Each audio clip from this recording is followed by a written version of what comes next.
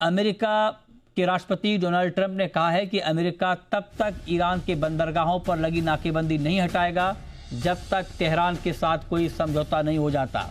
इसके जवाब में ईरान ने कहा कि अमेरिका दबाव बनाकर और सीज फायर तोड़कर बातचीत करना चाहता है। वहीं इस्लामाबाद में होने वाली राउंड 2 की शांति वार्ता को लेकर भी बड़ा सस्पेंस बना हुआ है। दोनों पक्षों की ओर से अभी तक कोई भी डेलीगेशन पाकिस्तान नहीं पहुंचा है। जी हां, दोनों पक्षों की तरफ से, मतलब ना तो अमेरिका का डेलीगेशन ना ही ईरान का डेलीगेशन अभी तक पोस्ट किया जा रहा है। लगातार वो ईरान को धमकी दे रहे हैं कि सीज फायर 2.0 के बारे में या दूसरा सीज फायर को एक्सटेंड करने के बारे में। बट जिस तरीके की रणनीति अभी दिख रही है ईरान की तरफ से या यूएस की तरफ से, या तो ना ही जेडी वांस यूएस से अभी पाकिस्तान की तरफ रवाना हुए हैं, ना ही ईरान का जो डेलीगेशन है वो पाकिस्तान की तरफ रवाना हुआ है। अगर इस वक्त की परिस्थिति देखा जाए तो ऐसा प्रतीत होता है कि अभी तक जो सेकेंड राउंड इस सीज फायर का है वो कहीं बनती हुई बात नहीं दिख रही है, क्योंकि दोनों तरफ, ना ईरान ना यूएस, दोनों इस चीज़ पे अभी तक सहमति या कोई ऐसी बात नहीं कही गई है। अभी कल के लिए बाजार पर क्या स्ट्रैटेजी बनाने की आपको सलाह दे रहे हैं? भारतीय बाजारों के बंद होने के वक्त डाउ फ्यूचर्स हल्के हरी निशान में ट्रेड करते हुए दिख रहे थे। कल अमेरिकी बाजारों में थोड़ी प्रॉफिट बुकिंग रही। देखते हैं आज अमेरिकी बाजारों में किस तरह का रुझान रहता है। लेकिन उससे ज़्यादा इंपॉर्टेंट होगा कच्चे तेल का रुझान। $95 के आसपास पूरे दिन भर सुस्त रहा, टाइम पास किया, कोई खास बड़ा मूव नहीं। तो देखना ये भी होगा कि कच्चा तेल 90 की तरफ गिरता है या 100 की तरफ बढ़ता है। ये सबसे बड़ा फैक्टर होगा भारतीय बाजारों के लिए। इसके अलावा हमारे इंटरनल फैक्टर्स में आज वीकली एक्सपायरी तो खत्म हो गई, और वीकली एक्सपायरी के बाद आज बाजार कितने हल्के होते हैं पोजीशंस के लिहाज से वो देखेंगे। और आज की तेजी में लग तो साफ रहा है कि एफआईज की तरफ से फिर से खरीदारी का आंकड़ा आना चाहिए, और एक अगर मजबूत नंबर देखने को मिलता है तो ये भी बाजार में जोश बढ़ाने का काम करेगा। ट्रंप साहब के ट्वीट और ईरान का रिएक्शन तो आपको हमें देखना ही है, ये तो आपको हमको सबको पता है। कल मिड वीक ट्रेडिंग सेशन में ऐसे में सपोर्ट धीरे धीरे बाजार का ऊपर की तरफ शिफ्ट होता दिख रहा है। 24,350 से लेकर 24,475, 125 पॉइंट की ये रेंज रहेगी मजबूत सपोर्ट के तौर पर। 24,600 हम टच कर ही चुके हैं आज।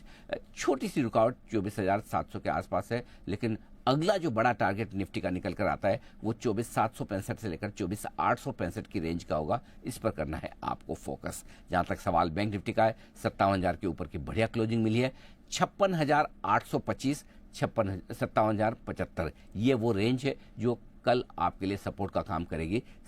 56,825, 57,075 ऊपर की तरफ 57,500 के ऊपर बढ़िया एक्शन बनता दिख रहा है। तो 57,600 से लेकर 57,775 ये वो रेंज है जो छूने की कोशिश आपके लिए बैंक निफ्टी कल कर सकता है। 57,600, 57,775। मिड कैप और स्मॉल कैप शेयरों में भी तेजी बढ़ने के पूरे आसार हैं। बस यही है कि किसी तरह की कोई अनहोनी या फिर सीज फायर खत्म होकर हमले शुरू होने की बात ना आ जाए। अगर वैसा नहीं होता है तो बाजार धीमे धीमे अपनी मजबूती को और आगे बढ़ाने की कोशिश करेगा। इस मजबूती में अगले बड़े टारगेट जो निफ्टी के लिए निकल कर आते हैं वो 25,175 के आसपास के हैं, और बैंक निफ्टी पर 58,300 के आसपास के हैं। इन पर आपको करना चाहिए फोकस।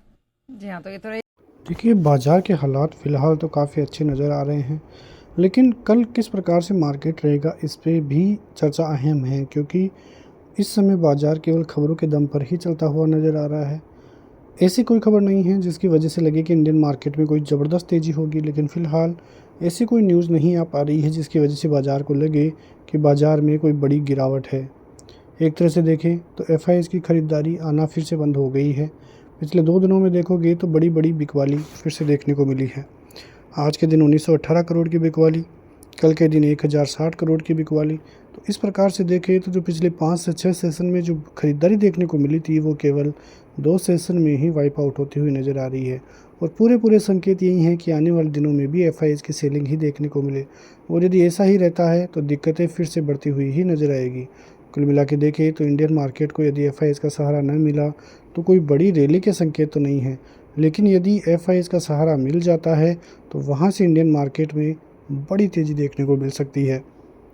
और तेज़ी छोटी मोटी नहीं होगी, तेज़ी होगी एक अहम तेज़ी जो बाज़ार को 30,000 32,000 के लेवलों तक भी लेकर जाए तो भी कोई बड़ी बात नहीं है।